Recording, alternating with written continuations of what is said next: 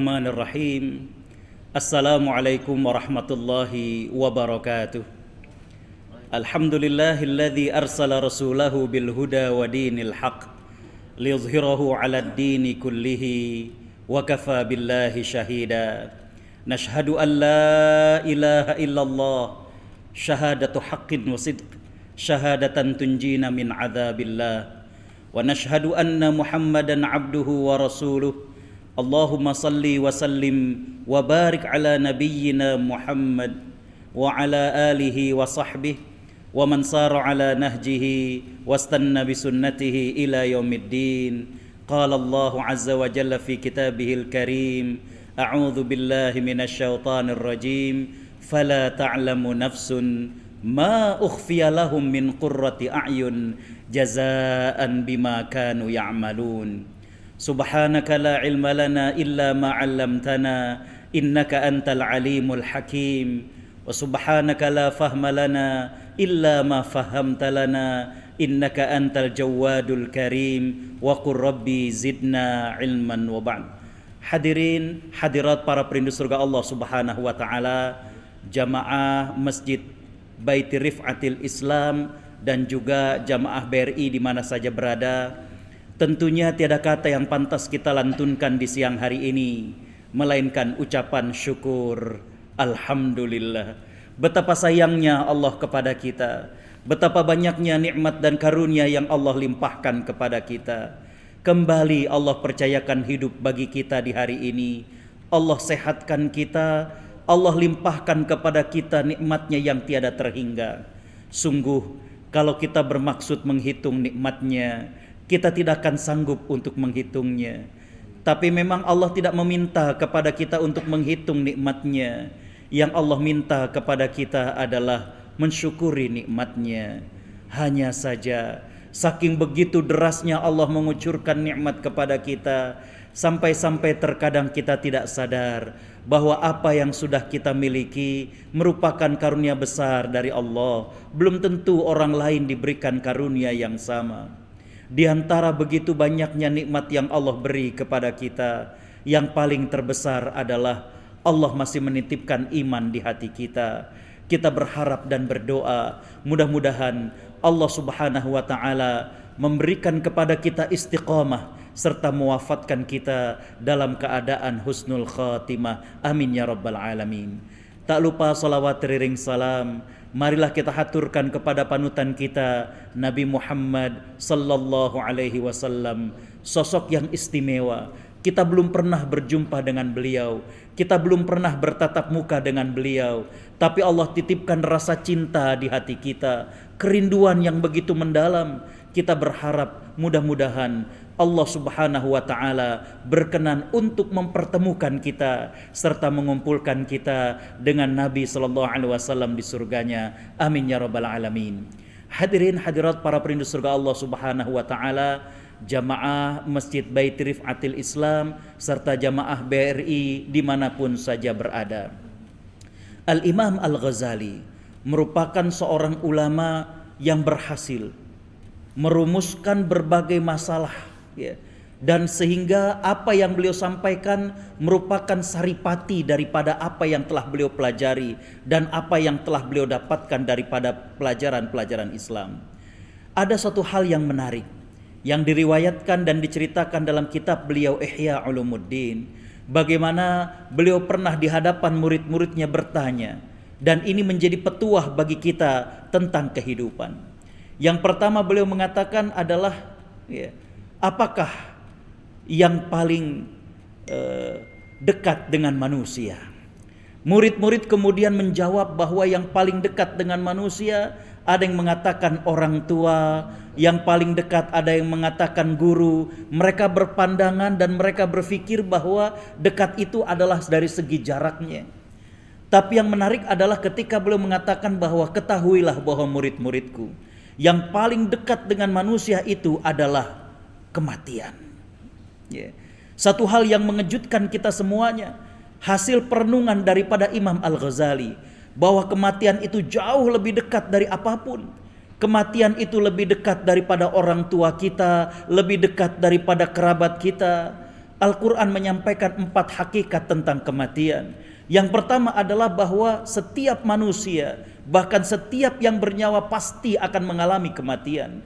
Allah berfirman dalam surat Ali Imran ayat 185, A'udzu billahi minasyaitonir rajim, kullu nafsin dha'iqatul maut. Setiap orang yang berjiwa, setiap makhluk yang bernyawa pasti akan merasakan kematian.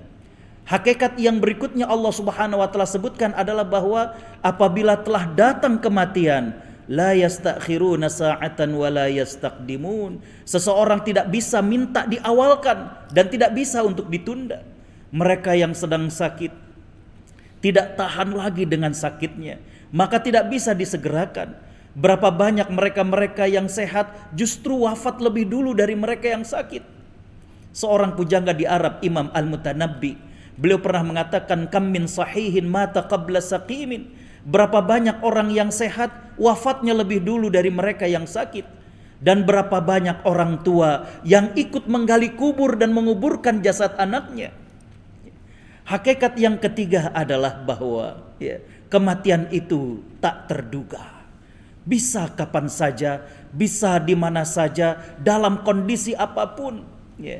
Inilah yang selalu kita minta kepada Allah Subhanahu wa taala, agar kita senantiasa berada dalam ketaatan, sehingga pada saat kematian datang kepada kita, maka kita berada dalam keadaan husnul khatimah.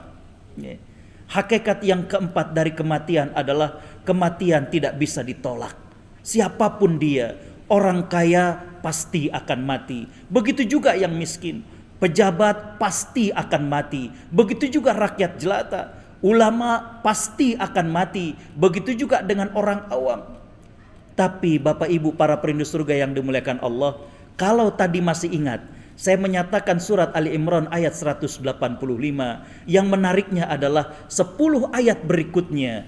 Allah Subhanahu wa taala menceritakan ada sebagian manusia yang mati dalam keadaan begitu mulia. Di ayat 195 Allah Subhanahu wa taala menegaskan, a'udzu billahi minasyaitonir rajim, walladzina hajaru wa ukhriju min diyarihim wa udhu wa qatalu wa qutilu la ukaffiranna anhum sayyi'atihim wa la udkhilannahum jannatin tajri min tahtihal anhar. Ada orang-orang yang berhijrah, ada orang-orang yang kemudian dikeluarkan dari negeri-negeri mereka. Mereka kemudian membela hak-hak mereka, mereka berperang dan mereka diperangi, maka mereka kemudian terbunuh, maka kami akan memberikan ampunan kepada mereka. Dalam ilmu lughah, dalam ilmu ulumul Quran, ini yang disebut dengan tibaq. Bagaimana Allah Subhanahu wa taala memberikan perbandingan. Di ayat 185, Allah menggambarkan bahwa keumuman manusia akan mati. Tapi ada orang-orang yang mulia, di mana mereka mati dalam berjuang, mereka mati dalam keadaan husnul khatimah. Sehingga tepatlah dikatakan bahwa berbahagialah orang yang mati tapi tidak ikut mati kebaikannya, dan celakalah orang-orang yang mati tapi tidak mati keburukannya. Berbahagia orang yang sudah mati tapi kebaikannya tidak ikut mati, menjadi amal jariah bagi dia. Seperti yang dilakukan oleh pengurus Masjid BRI, seperti yang dilakukan oleh YBM BRI dengan program-programnya. Mungkin orang-orang itu sudah tiada, tapi kebaikannya tidak ikut mati. Dan celakalah orang-orang yang sudah mati, tapi keburukannya tidak ikut mati. Saya jadi teringat dengan ucapan seorang ulama yang bernama Imam Ar-Rafi'i. Beliau mengatakan manusia itu ada 2 jenis. Ada manusia yang sudah mati walaupun dia masih hidup, dan ada manusia jenis yang kedua, yaitu orang-orang yang kekal hidup walaupun dirinya sudah di alam kubur. Apa maksudnya? Beliau mengatakan manusia jenis yang pertama adalah orang yang tidak pernah bermanfaat bagi orang lain, orang yang tidak pernah berkontribusi bagi agamanya, bagi negaranya. Orang-orang seperti ini walaupun masih hidup tapi bagaikan sudah mati. Kalau orang-orang Sumatera mengatakan orang seperti ini kehadirannya tidak dinanti, ketiadaannya tidak dicari. Kalau kata orang Betawi, mau datang dah, kagak datang kagak apa-apa. Kehadirannya tidak dinanti karena tidak pernah memberikan manfaat. Ketiadaannya juga tidak dicari. Orang-orang seperti ini masih hidup tapi bagaikan sudah mati. Imam Ar-Rafi'i mengatakan ada manusia jenis yang kedua, mereka-mereka yang sudah di alam kubur, tapi mereka-mereka seolah-olah masih hidup. Bahkan kita bisa menyebutkan satu persatu kebaikan dari orang-orang yang mati tersebut. Hadirin hadirat para perindu surga Allah Subhanahu wa taala. Jadi kembali Imam Al-Ghazali mengatakan yang paling dekat itu adalah kematian. Kematian adalah sebuah hakikat. Kita tidak boleh meminta mati, tapi kita tidak boleh juga takut untuk mati. Yang ada bagi kita adalah bagaimana mempersiapkan kematian kita dalam keadaan sebaik-baiknya. Yang kedua yang menarik adalah Imam Al-Ghazali kemudian mengatakan kepada murid-muridnya, lantas apakah yang paling jauh? Sang murid kemudian berpikir jauh ini adalah jarak. Maka mereka mengatakan yang paling jauh itu negeri ini, matahari dan lain sebagainya. Imam Al-Ghazali mengatakan tidak. Yang paling jauh itu adalah masa lalu.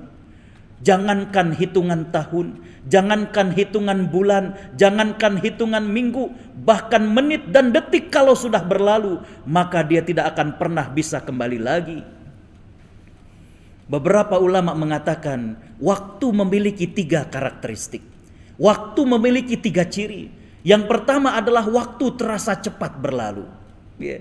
Tiba-tiba kita baru terhenyak, sekarang kita sudah bulan Oktober tahun 2020. Biasanya kita baru tersadar bergulirnya waktu ketika terjadi perubahan-perubahan fisik. Kita lihat, di daerah Jalan Jenderal Sudirman bangunan sudah tinggi-tinggi, jalanan sudah rapi-rapi. Ketika kita bercermin sudah mulai tumbuh putih-putih di rambut kita, baru kita tersadar waktu begitu cepat berlalu. Itu ciri waktu yang pertama. Ciri waktu yang kedua adalah waktu tidak akan pernah bisa kembali lagi. Rabu hari ini tidak sama dengan Rabu pekan yang lalu. Dia juga tidak akan sama dengan Rabu pekan yang akan datang. Dan ciri yang ketiga dari waktu adalah Allah Subhanahu wa ta'ala memberikan kesempatan waktu kepada hambanya, baik muslim maupun kafir, bahkan kepada makhluknya, kepada hewan, tanaman dan lain sebagainya. Satu hari itu kesempatan waktunya sama. Allah memberikan kesempatan waktu kepada hambanya sama. Yang berbeda adalah bagaimana cara memanfaatkannya. Karena itu seorang ulama salafus salih mengatakan, al-waktu in lam ta'milhu fil kabair amiltahu fis saghair. Waktu kalau tidak kau inginkan, kalau tidak kau gunakan untuk hal-hal yang besar, kalau tidak digunakan untuk hal-hal yang bermanfaat, dia akan habis terlewatkan untuk hal-hal yang sepele. Coba yang siang ini, baik yang hadir di masjid maupun yang nonton YouTube di rumah, yang ngikutin kajian dengan yang nonton sinetron di Indosiar, habis waktunya sama. Yang berbeda adalah kualitasnya di sisi Allah Subhanahu wa ta'ala. Yang saat ini sedang nyantai-nyantai, kalau kata orang Malaysia lepak-lepak, ya, ngopi-ngopi dan lain sebagainya, habis waktunya sama.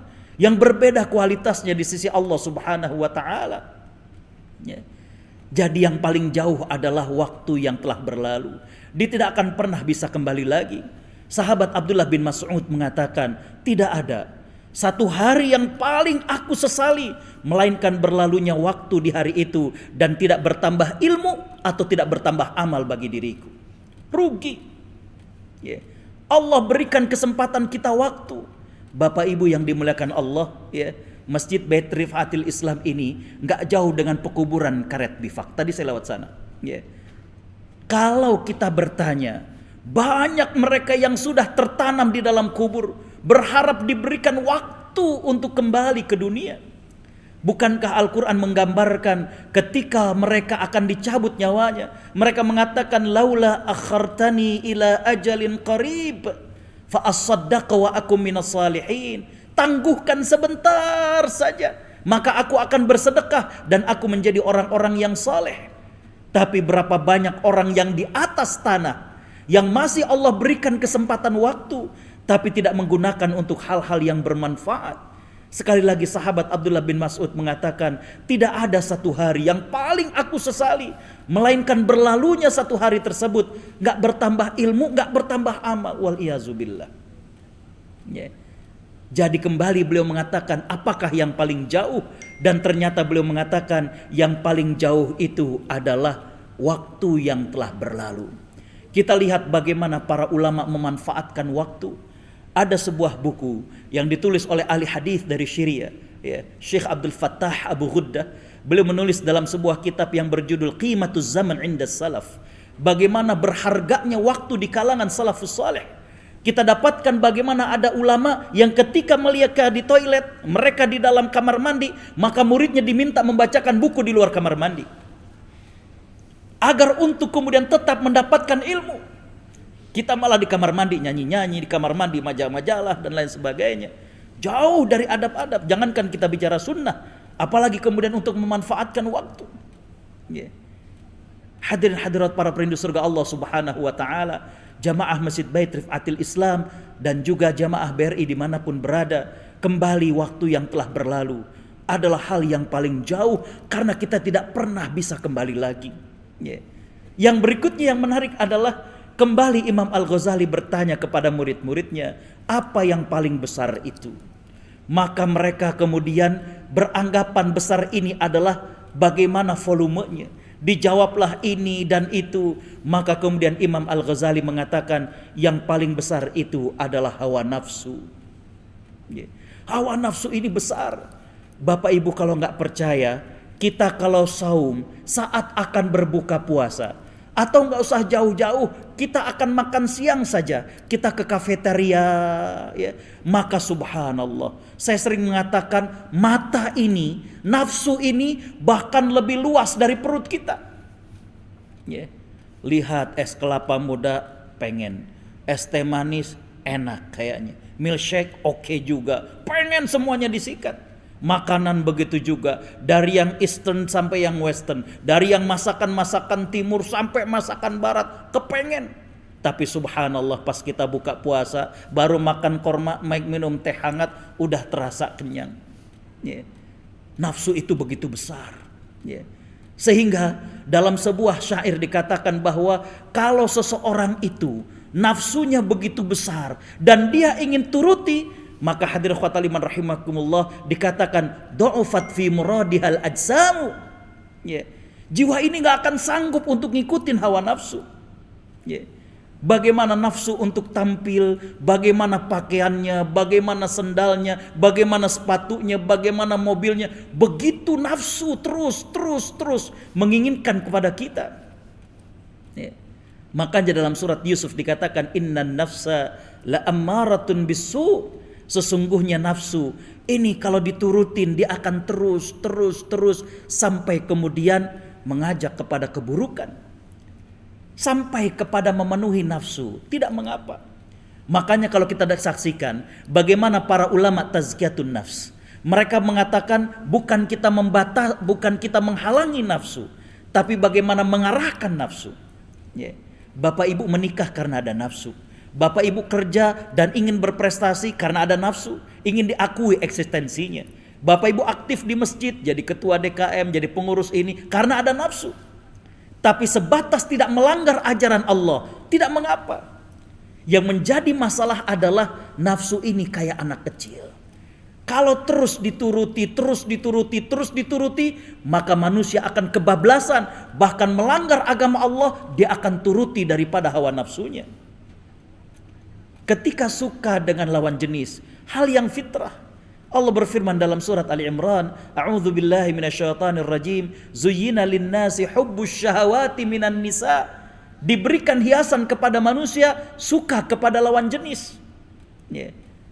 Tapi ketika rasa suka ini, ketika nafsu ini kemudian dibiarkan bagaikan binatang, tidak diarahkan dan tidak dituntun, wal iyazubillah, bahkan lebih buruk daripada binatang. Yeah. Alhamdulillah, fabillahi wa ni'mah, saya sudah berdakwah ke 27 negara. Saya saksikan bagaimana krisis yang terjadi di Australia, krisis yang terjadi di Amerika. Sebelum terjadi krisis ekonomi, maka yang pertama terjadi adalah krisis demografi. Apa artinya krisis demografi? Krisis jumlah penduduk yang produktif. Jadi jumlah angka kelahiran sangat minim, sedangkan jumlah pensiunan semakin besar. Dalam ilmu ekonomi, maka beban negara sangat besar. Kenapa? Karena memberikan allowance, memberikan dana pensiun kepada orang-orang tua. Yang lahir sedikit. Kenapa demikian? Banyak di antara mereka yang tidak mau punya anak. La haula wala quwata illa billah. Ya. Mereka hanya sekedar melampiaskan nafsu syahwatnya, tapi tidak mau berumah tangga, tidak mau punya anak. Ya. Jadi hadirin khotal iman rahimakumullah, jadi kembali bahwa ya, nafsu sampai kepada taraf tertentu tidak masalah sepanjang tidak melanggar, tapi nafsu ini besar kata Imam Al-Ghazali, sehingga tidak sedikit manusia yang ketika menuruti hawa nafsunya dia kemudian tergelincir dan melanggar daripada ajaran Allah Subhanahu wa taala wal iyadzu billah. Bagaimana nafsu seksualnya, bagaimana nafsu berkaitan dengan hartanya, bagaimana berkaitan dengan syahwat-syahwatnya, la haula wala quwata illa billah. Ya. Datang seseorang kepada salafus saleh dan dia mengatakan, "Ya Imam, kenapa aku kurang tertarik dengan istriku lagi?" Maka ulama tersebut bertanya, "Apakah istrimu mengalami eksiden tabrakan dan berubah wajahnya?" Tidak, katanya.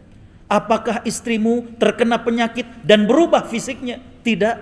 Ulama ini kemudian menebak, "Apakah engkau sering melihat wanita yang haram bagimu?" Laki-laki ini mengatakan, "Benar." Ulama itu kemudian mengatakan, "Begitulah. Ketika seseorang sering melihat yang haram, yang halal tidak menarik lagi bagi dirinya."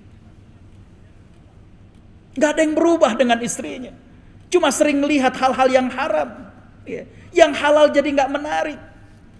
Coba deh kalau lagi puasa, ya, Masya Allah, ya, pisang udah kematangan kayaknya wangi bener. Tapi kalau lagi gak puasa, itu pisang yang cakep-cakep malas kayaknya makannya. Aduh, kayaknya malas bener ngupasnya, ya. Tapi kalau lagi puasa, pisang bonyok juga wangi bener luar biasa. Itu yang menor-menor kayaknya menarik. Ada yang pakai hijab di rumah, cakep, baik, nggak menarik. Setan yang kayak gitu, yang bonyok didemenin. Ya. Ini karena nafsu, ya. Karena nafsu setan seperti itu. Ya. Saya banyak yang konsultasi masalah rumah tangga. Bahkan kemarin ke Amerika juga ngebahas tentang jangan menjadi orang tua durhaka. Hadirin khotal iman rahimakumullah, banyak yang kemudian curhat, "Ustadz, kenapa kalau ngobrol dengan teman kantor kok kayaknya lebih klop dibanding sama suami?" Saya bilang, setan itu, Mbak. Ya, setan itu. Ya. Bapak Ibu Allah Subhanahu wa taala rahmati, nafsu itu semuanya. Ya. Dan tadi dikatakan dalam syair, kalau kemudian kita ngikutin nafsu, fisik kita nggak tahan. Ya. Pengen ini, pengen itu, pengen ini, pengen itu. Ya. Jadi kembali bahwa Imam Al-Ghazali mengatakan bahwa yang paling besar itu nafsu. Kalau diikuti, wah kita nggak sanggup. Nafsu syahwat perut kita, nafsu seksual kita, nafsu harta kita, dan lain sebagainya. Ya. Apalagi berkaitan dengan harta. Ya. Saya sering mengatakan penyakit harta itu dua. Sebelum didapat apa penyakitnya?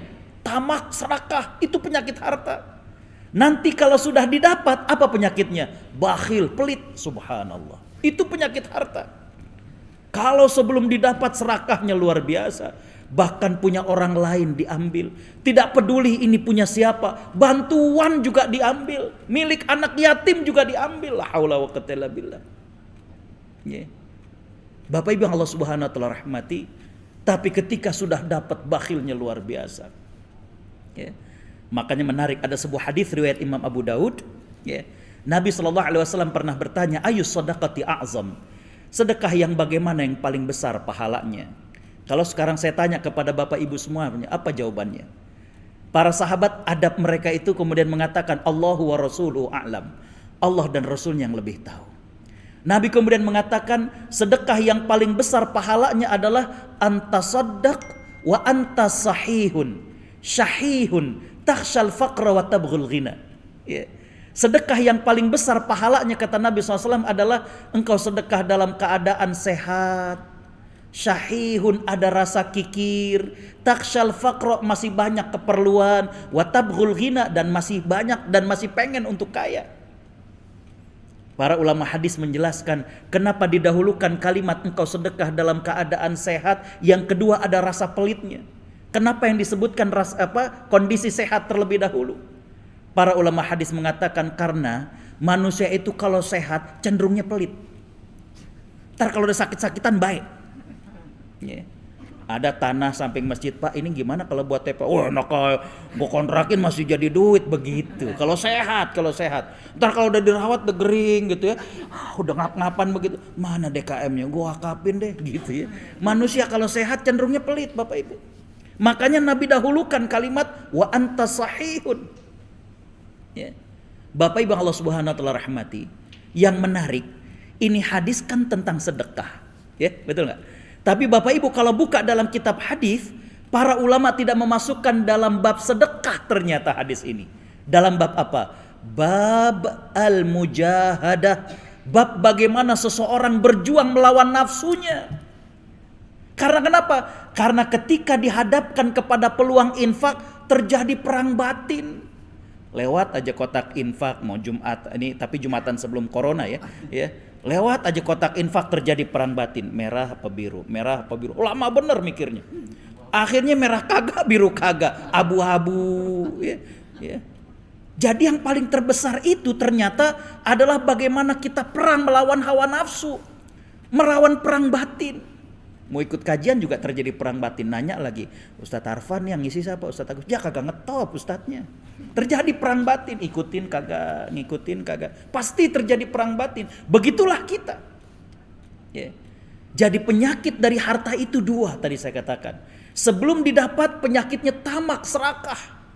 Dan setelah didapat penyakitnya adalah bakhil, pelit. Ya. Bapak Ibu para perindu surga Allah Subhanahu wa taala, jamaah Masjid Bait Ri'afatul Islam dan jamaah BRI di mana saja berada, yang berikutnya Imam Al-Ghazali kemudian bertanya, apakah yang paling berat? Ya. Kembali murid-muridnya kemudian beranggapan bahwa berat ini adalah bobot. Mereka mengatakan baja, mereka mengatakan ini dan itu. Kemudian Imam Al-Ghazali mengatakan yang paling berat itu adalah amanah. Subhanallah. Ya. Bapak Ibu Allah Subhanahu wa taala rahmati, mengemban amanah itu berat luar biasa. Ya. Bagaimana kita selaku muslim kita diminta untuk amanah dengan keislaman kita. Bapak Ibu yang punya pekerjaan, bagaimana agar bisa amanah? Saya amanah dengan ilmu. Ya. Berat amanah ini. Ya. Bagaimana ketika seorang ulama dimintakan fatwanya, jadi ustadz ini halal apa haram? Halam. Dia bingung. Dia kagak jelas jadinya. Berat luar biasa. Dia ngomong haram tapi kagak enak. Halam jadinya. Ya. Belibet lidahnya. Ya. Bapak Ibu Allah Subhanahu wa taala rahmati, amanah ilmu kepada ulama. Amanah pekerjaan kepada Bapak Ibu semuanya. Ya. Ini menarik ketika Ramadan.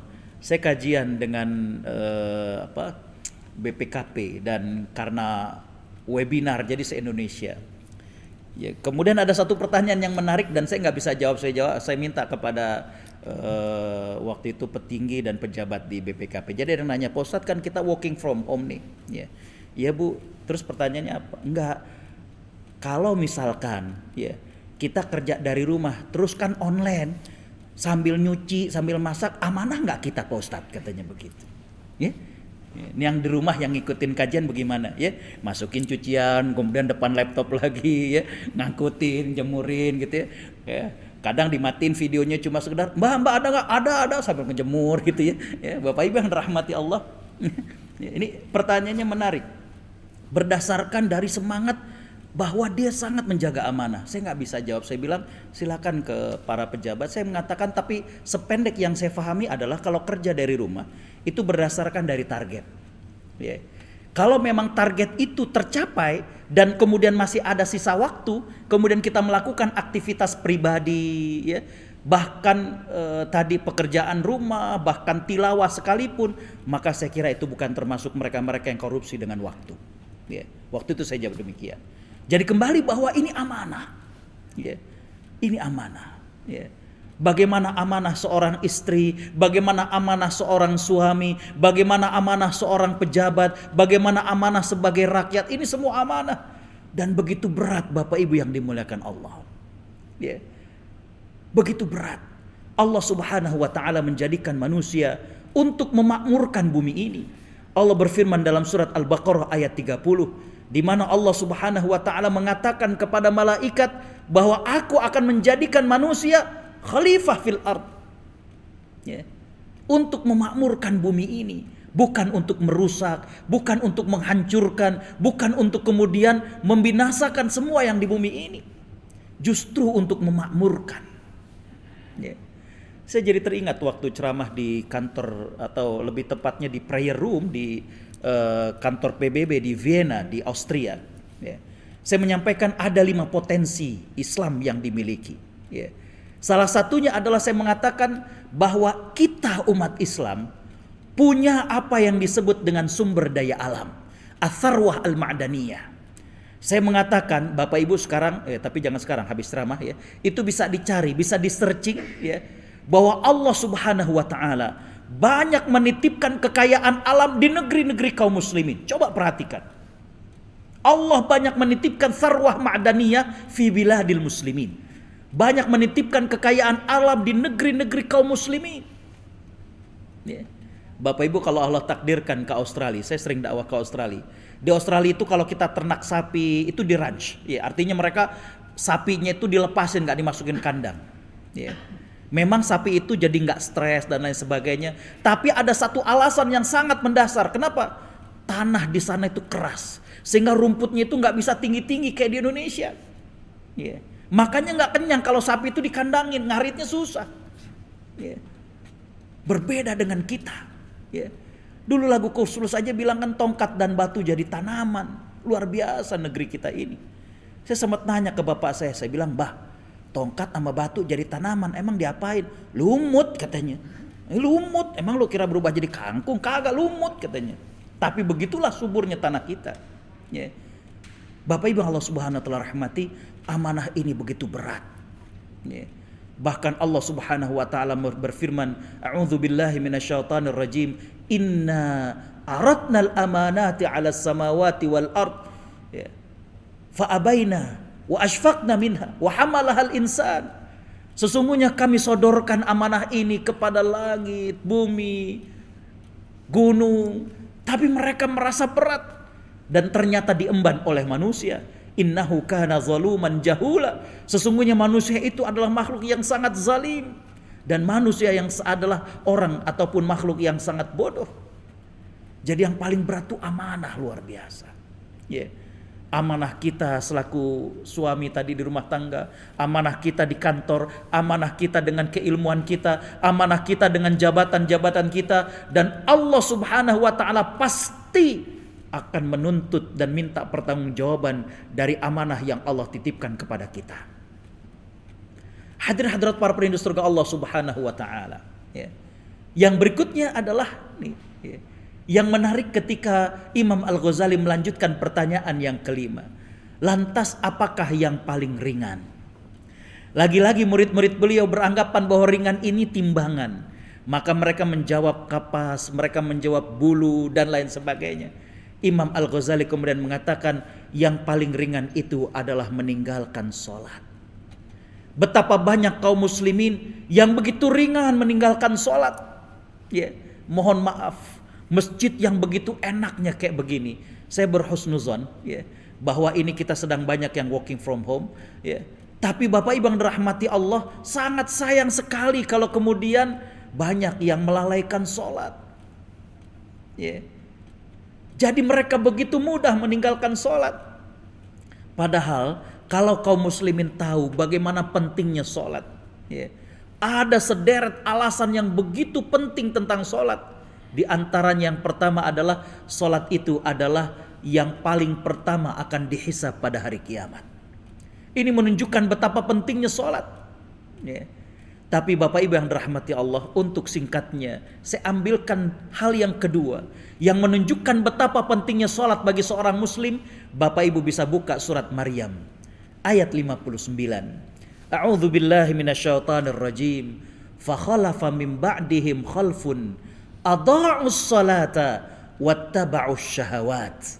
Maka ia diganti dengan pengganti yang buruk, di mana pengganti tersebut melalaikan sholat dan mudah memperturut hawa nafsu. Seorang ulama di Arab mengatakan Allah Subhanahu wa taala menggandengkan antara melalaikan sholat dan mudah memperturut hawa nafsu, seolah-olah Allah ingin mengatakan kalau kita mudah tergoda dengan hawa nafsu, Kalau kita mudah tergoda dengan syahwat kita, lihatlah bagaimana kita dengan sholat kita. Saya nggak puas dengan hal ini. Saya coba telusuri, ada apa di balik sholat ini. Bahkan di ayat yang lain yang sebagaimana kita tahu, Allah berfirman, Innas salata tanha anil fahsya'i wal munkar. Salat dapat mencegah perbuatan keji dan mungkar. The big question is, pertanyaannya adalah, ada apa di balik salat? Iya enggak?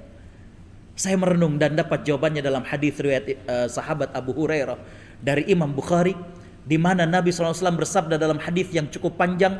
Salah satu penggalannya beliau mengatakan, wassalatu nur.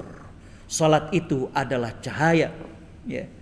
Al-Imam An-Nawawi dalam kitabnya Al-Minhaj Syarah Sahih Muslim Ibn Hajjaj, beliau mengatakan bahwa yang dimaksud dengan salat itu cahaya adalah as-salatu nurun yakdhifuhu Allahu fi qulubil ibad.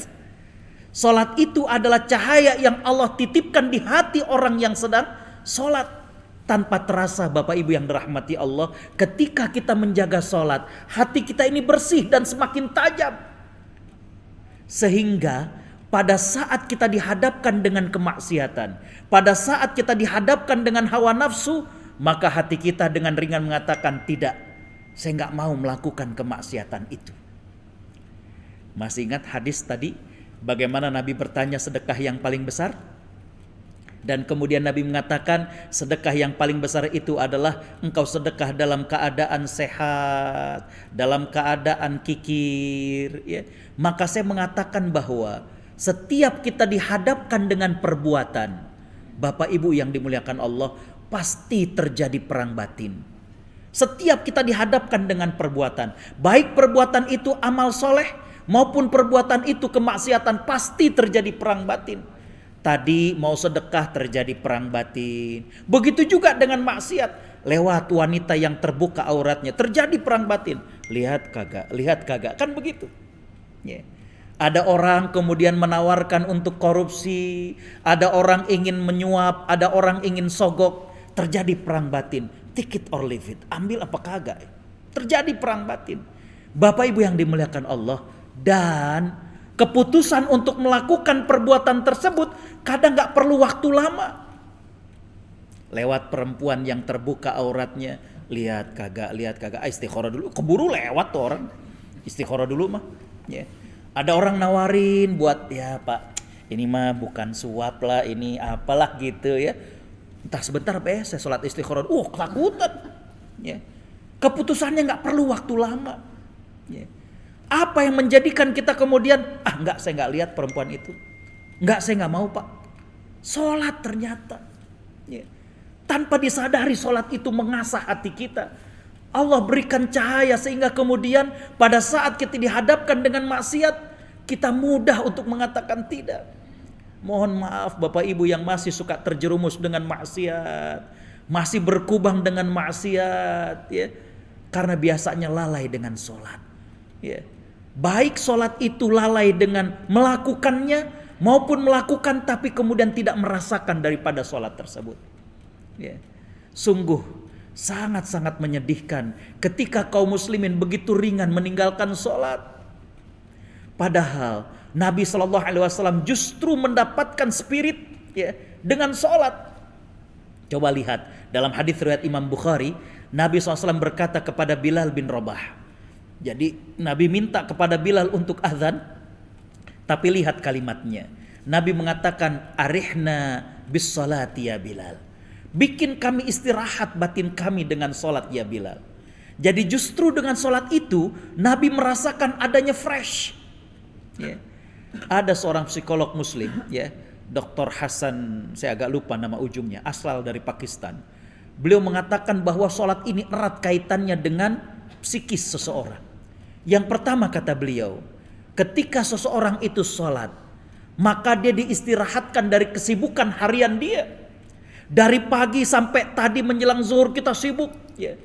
Maaf, ada yang melayani customer, ada yang janji dengan klien, ada yang melayani kolega, dan banyak pikiran kita. Yang di rumah nemenin anak mana, aduh, nih anak Masya Allah, susah bener diajarinnya.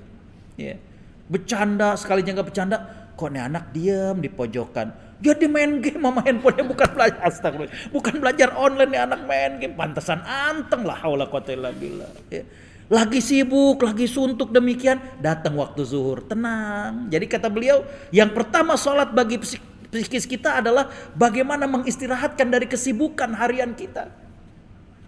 Yang kedua, sholat itu kata beliau, ya, menjadikan kita merasa bahwa kita punya Allah Subhanahu wa Ta'ala. Ketika kita suntuk, ketika ada masalah, datang waktu zuhur, oh ya Allah, aku punya Engkau. Ya. Kita ngadu kepada Allah Subhanahu wa Ta'ala. Yang ketiga kata beliau, ketika seorang muslim sholat dan dia sadar bahwa ada Allah Subhanahu wa Ta'ala, maka hatinya menjadi tentram, hatinya menjadi nyaman. Itulah sholat Bapak Ibu yang dirahmati Allah. Ya. Makanya kita saksikan bagaimana Nabi itu senang datangnya waktu sholat. Bukan kemudian tiba azan, ya udah azan lagi. Bukan. Justru senang. Ya. Bahkan sebelum azan sudah siap-siap. Ya. Sudah ke masjid. Ya. Bisa melaksanakan sholat tahiyatul masjid. Bisa sholat qabliyah. Dan saya mengatakan kepada Bapak Ibu yang hadir. Ya, baik di masjid, baik Rifatil Islam maupun jamaah BRI yang di rumah, yang di mana saja. Bahwa ada hal-hal yang begitu luar biasa untuk kita manfaatkan. Di antaranya adalah berdoa antara azan dan iqamah. Ma bainal adzani wal iqamah da'watun mustajabah. Antara azan dan qomat ada doa yang Allah kabulkan. Coba minta. Ya, minta kepada Allah Subhanahu wa Ta'ala. Ya. Ini sholat. Tapi kata Imam Al-Ghazali, betapa banyaknya orang yang menganggap sepele. Betapa banyaknya kaum muslimin yang menganggap cuek acuh dengan hal ini. Sehingga dikatakan bahwa yang paling ringan itu meninggalkan sholat. Ya. Yang terakhir, yang keenam. Ya. Menarik sekali ketika Imam Al-Ghazali kemudian mengatakan, dan apakah yang paling tajam? Kembali murid-muridnya mengatakan pedang, tombak dan lain sebagainya. Imam Al-Ghazali kemudian mengatakan tidak. Yang paling tajam itu adalah lisan. Ya. Berapa banyak orang yang terluka dengan ujung daripada lisannya. Dan Imam Al-Ghazali kemudian mengatakan, kalau ujung pedang melukai dan menggores tubuh seseorang, maka luka tersebut bisa kering dan sembuh. Tapi bagaimana dengan hati yang telah tergores dengan lidah? Ya. Makanya dikatakan dalam bait syair bahwa innal quluba kazzujaj. Hati ini bagaikan kaca, ketika sudah pecah sulit untuk menyatukannya lagi. Ya. Ada kalau ini di sini, ya, ada seseorang datang ke kiai. Dia bilang, aduh Pak Kiai, saya orangnya temperamen, gampang marah. Bini sering dimarahin. Kata kiai tersebut, di rumah ada balok nggak? Bingung dia. Ya. Ada Pak Kiai. Ya. Kalau kayak gitu setiap kali marah, ambil paku, tancepin di balok, diikutin. Ya. Tapi alhamdulillah bahwa ketika kemudian dia pengen marah, dia bisa menyalurkan di situ. Dia datang ke Pak Kiai, alhamdulillah Pak Kiai, saya udah mulai ya bisa ngurangin rasa marah saya. Kata Kiai, ambil baloknya bawa ke sini. Diambil. Cabutin pakunya, dicabutin. Terus Kiai tersebut nanya, apa yang ente lihat? Bolong Pak Kiai. Begitu juga dengan hati manusia. Ketika kita marah kepada seseorang, walaupun kita sudah minta maaf, kadang masih membekas luka dan lubang di hati mereka. Kita marah sama istri, kita kadang udah minta maaf, tapi suatu hari kita bilang, istri kita bilang, abang, adek waktu itu gak nyangka loh abang marah kayak begitu. Masih terluka hati mereka, walaupun kita udah minta maaf dan lain sebagainya. Begitulah hati. Ya. Jadi kembali bahwa yang paling tajam itu adalah lisan. Ya. Makanya Bapak Ibu pernah gak bertanya kepada para ustadz, kenapa yang dikirim untuk dakwah ke Madinah, yang menjadi duta yang pertama itu adalah Mus'ab bin Umair? Ada satu riwayat yang menarik bahwa Nabi SAW bersabda kepada para sahabat. Ya, jadi kepada para sahabat yang sudah lebih dulu masuk Islam, Nabi berkatakan kepada mereka, antum a'lamu minhu. Kalian yang masuk Islam lebih dulu dari Mus'ab, boleh jadi ilmunya lebih banyak. Walakinnahu afsahu minka lisanan. Tapi Mus'ab itu ngomongnya lebih santun. Coba deh, ada orang pinter tapi ngomongnya sok, gak mau kita dekat sama orang kayak begitu. Yeah. Untuk dakwah Islam perlu mereka-mereka yang santun. Ya. Makanya luar biasa ketika Mus'ab diutus ke Madinah atau ke Yathrib saat itu, bagaimana beliau kemudian berdakwah dengan santunnya. Dalam satu riwayat diriwayatkan oleh Imam Ibnu Hisham, ya, bagaimana kemudian beliau dihampiri oleh Sa'ad bin Mu'adz, ya, dihampiri oleh ketua kabilah dan kemudian mengusir daripada Mus'ab bin Umair. Coba kalau Mus'ab orangnya temperamen, kalau Mus'ab ngomongnya kasar, wah udah diajakin berantem. Nggak jadi tuh barang istilahnya. Ya. Tapi apa yang terjadi? Mus'ab kemudian mengatakan, halla tajlis, tidakkah engkau duduk dulu? Dengarkan apa yang aku sampaikan. Jika yang aku sampaikan ini baik, maka engkau turuti. Tapi jika yang aku sampaikan ini tidak engkau berkenan, maka aku siap untuk keluar daripada kota Yathrib ini. Ya. Jadi yang paling tajam itu adalah lisan. Ya. Berapa banyak orang yang kemudian terluka dengan lisan. Ya. Di rumah tangga, bermasyarakat, di kantor, lisan ini penting Bapak Ibu yang dirahmati Allah. Ya. Lisan itu penting. Ya.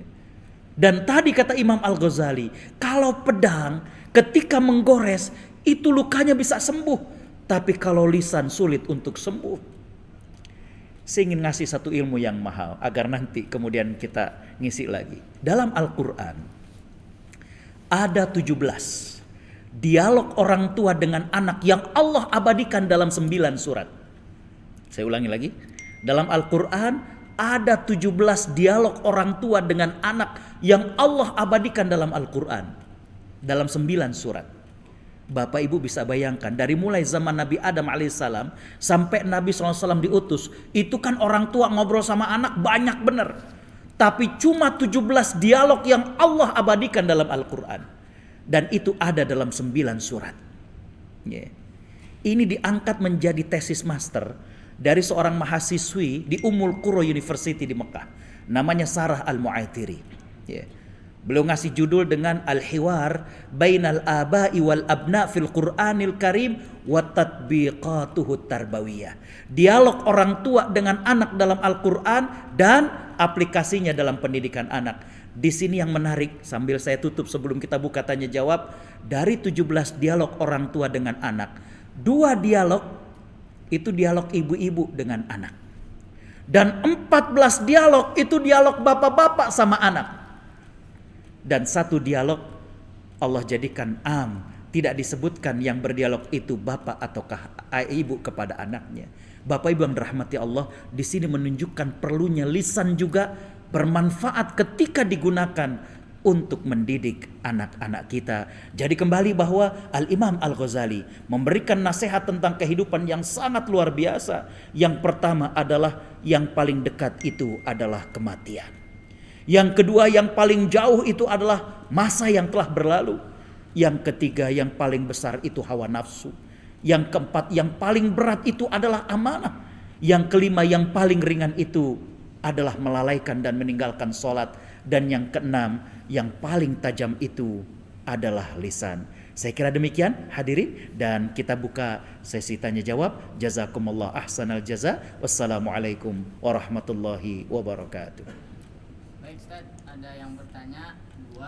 Yang pertama adalah bagaimana ketika beribadah tapi masih maksiat Ustaz. Nah, beribadah masih maksiat. Kemudian yang kedua, bagaimana cara mendapatkan wafat husnul khatimah Ustaz? Baik. 2 itu aja Ustaz. Bismillahirrahmanirrahim. Alhamdulillah, salatu wassalamu ala rasulillah. Terima kasih ya. Pertanyaannya bagus-bagus sekali. Yang pertama adalah bagaimana orang beribadah tapi masih bermaksiat ya. Bapak Ibu Allah Subhanahu wa taala rahmati, ada murid Imam Ahmad pernah bertanya, "Wahai Imam, ya, kenapa orang masih saja didekati oleh setan? Ya. Padahal dia berusaha untuk menjauh dari godaan setan. Dia sering mengucapkan ta'awudz, a'udzubillahi minasyaitonir rajim. Aku berlindung kepada Allah dari godaan setan." Ya. Imam Ahmad kemudian mengatakan, "Pernahkah engkau lihat ya, seseorang membawa tulang tapi kemudian dia menghalau anjing? Apa yang terjadi? Anjing itu hanya berlari sebentar dan kemudian pasti akan mendekat lagi. Sang murid kemudian mengangguk, benar wahai imam. Kata beliau, begitu juga dengan setan. Di mulut kita a'udzubillahi minasyaitonirrajim, tapi dalam tubuh kita banyak yang ngundang setan. Ya. Jadi Bapak Ibu yang dirahmati Allah, berkaitan dengan seseorang yang sholat, namun dia masih melakukan maksiat, saya melihat ada beberapa hal. Yang pertama adalah ya, bagaimana ibadah atau sholatnya tidak dia, apa kalau bahasa kerennya, diinternalisasi, dihayati. Ya. Yang ada dia hanya kemudian menunaikan kewajiban. Dia tidak merasakan bahwa sholat ini adalah bentuk dekomunikasi dengan Allah. Ya. Yang kedua Bapak Ibu yang dirahmati Allah, ya, bagaimana sholatnya ini belum menjadikan tekad dalam hatinya. Ya. Karena untuk yang namanya maksiat itu perlu tekad yang kuat bagi kita untuk meninggalkannya. Makanya ya, dalam kitab Jami'ul Ulum wal Hikam, Imam Ibnu Rajab mengatakan bahwa sabar itu bukan terhadap musibah saja, termasuk sabar dalam meninggalkan maksiat. Karena kenapa? Butuh kekuatan tekad. Ya. Orang sudah tahu bahwa selingkuh itu adalah haram, tapi berat. Ya. Orang sudah tahu bahwa korupsi itu akan mempermalukan dirinya, juga keluarganya, bukan cuma di dunia, bahkan di akhirat. Tapi berat, masih banyak aja yang tergoda. Ya. Jadi Bapak Ibu yang dirahmati Allah, berarti kurang kuat tekadnya. Sholatnya belum menjadikan diri dia memiliki kekuatan tekad. Yang ketiga, biasanya juga karena pergaulan. Ya. Jadi selain sholat, coba untuk kemudian merubah pergaulan kita. Ya. Bagaimana mungkin kalau kemudian kita sholat, tapi kemudian kita bergaul dengan orang-orang yang jauh dari Allah Subhanahu wa Ta'ala. Lambat laun mereka menggoda lagi. Udahlah. Ya. Sholat kan cuma di masjid, di luar mau nggak sholat. Bapak Ibu Allah Subhanahu wa Ta'ala rahmati, itu yang kemudian masih membuat kita tergoda dengan melakukan maksiat. Ya. Jadi kembali bahwa yang pertama tadi saya katakan mungkin sholatnya belum dihayati. Yang kedua, sholatnya belum membuahkan hasil, bagaimana dia memiliki tekad untuk meninggalkan maksiat. Atau yang ketiga, dia sholat tapi dia masih bersahabat dengan orang-orang yang buruk. Dalam sebuah ungkapan dikatakan as-sadaqah tasriqut tabi'ah. Dia pakai alif.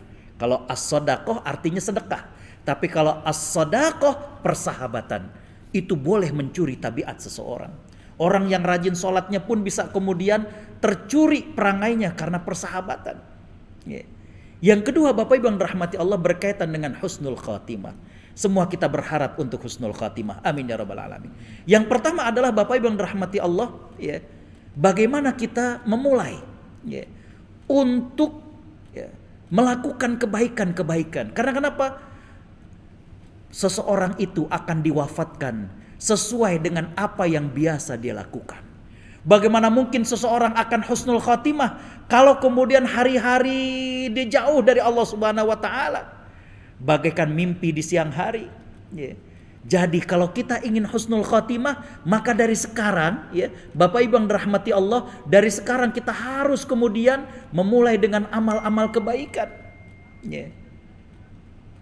Ada satu ayat dalam surat At-Tin, ya, di mana Allah Subhanahu wa Ta'ala berfirman, a'udzubillahi minasyaitonirrajim, falahum ajrun ghairu mamnun. Maka bagi mereka pahala yang tidak terputus. Ada yang pernah lihat tafsirnya? Menarik, ya. Para ulama mengatakan bahwa yang dimaksud dengan bagi mereka pahala yang tidak terputus adalah, ya, mereka-mereka yang ketika muda banyak melakukan ibadah. Mereka-mereka yang ketika sehat rajin beribadah, sampai kepada suatu umur dia pikun. Sampai kepada suatu kondisi dia sudah stroke, dia nggak bisa ke masjid, dia nggak bisa sholat karena sudah pikun. Falahum ajrun ghairu mamnun. Mereka tetap mendapatkan pahala sebagaimana waktu dia sehat, sebagaimana waktu dia muda. Itu maksud ayat itu. Subhanallah. Ya.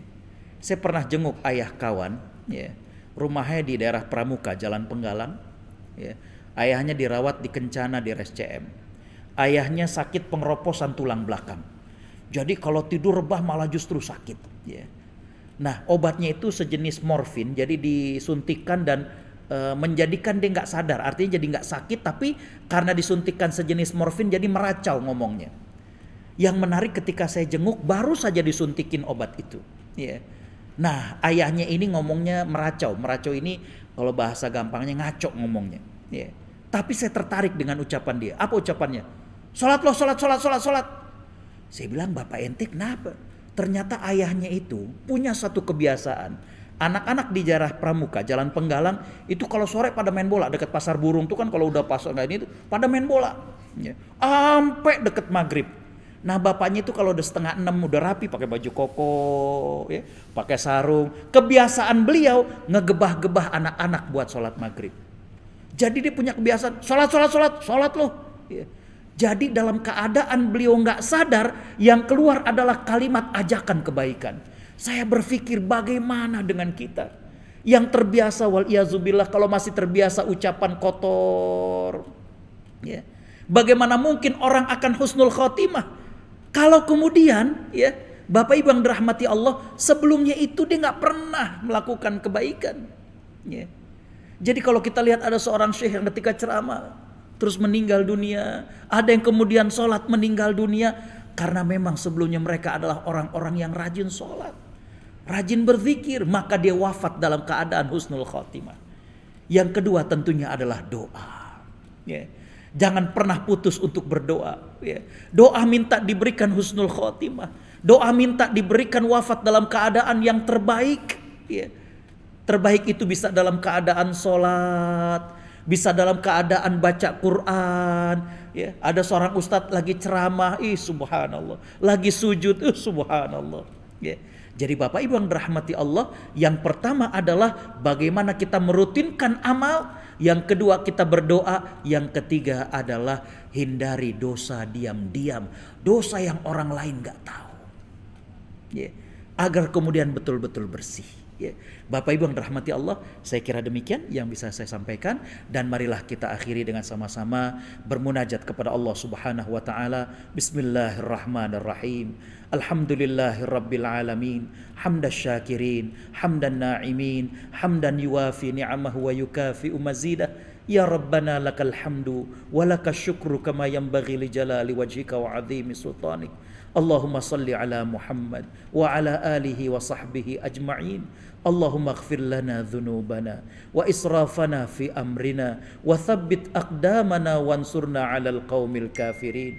Ya Allah, kami semua yang mendengarkan kajian ini adalah hamba-Mu, putra-putri hamba-Mu. Ubun-ubun kami berada dalam genggaman-Mu, berlaku pasti ketentuan-Mu, adil pasti hukum-Mu. Kami memohon kepadamu ya Allah dengan mengakui segala asma dan sifat-Mu yang mulia. Allahumma ya Allah, jadikanlah sisa umur kami ini penuh dengan ibadah dan kebajikan di jalan-Mu, dan wafatkan kami dalam keadaan husnul khatimah. Allahumma ya Allah, jadikanlah hamba termasuk orang-orang yang menegakkan solat. Begitu juga dengan anak keturunan hamba. Jadikanlah kami orang-orang yang amanah, orang-orang yang sanggup menunaikan amanah dengan sebaik-baiknya, orang-orang yang sanggup mengisi waktu dengan hal-hal yang bermanfaat untuk ibadah dan kebajikan di jalan-Mu. Allahumma ya Allah, jadikanlah lisan kami selalu basah untuk berzikir, jadikanlah lisan kami selalu basah untuk mengajak kebaikan. Ya Allah, kami mohon di kesempatan yang baik ini, ampuni juga dosa ibu dan ayah kami. Sayangi mereka sebagaimana sayangnya mereka pada kami. Ampuni kami yang belum sempat bakti kepada mereka. Ampuni kami yang pernah mengecewakan mereka. Ampuni kami yang pernah membantah kata-kata mereka. Ampuni kami yang pernah membuat mereka menangis. Ya Allah, kepada ibu dan ayah kami yang sudah meninggal dunia, ampuni dosa mereka, lapangkan alam kuburnya, pertemukan kami kembali dengan mereka di surga-Mu. Allahumma ya Allah, angkatlah segala wabah dan penyakit ini dari negeri kami dan negeri-negeri yang lainnya. Allahumma ya Allah, muliakanlah Islam dan kaum muslimin. Allahumma ya Allah, tolonglah mereka orang-orang yang menolong agama-Mu, hinakanlah mereka yang menghinakan agama-Mu. Allahumma ya Allah, muliakanlah Islam dan kaum muslimin, binasakanlah orang-orang zalim dengan orang-orang zalim, selamatkanlah kami dari mereka dalam keadaan aman. Rabbana atina fid dunya hasanah wa fil akhirati hasanah wa qina adzabannar wa bifadli subhanaka rabbina rabbil izzati amma yasifun wa salamun alal mursalin walhamdulillahi rabbil alamin. Wassalamu alaikum warahmatullahi wabarakatuh.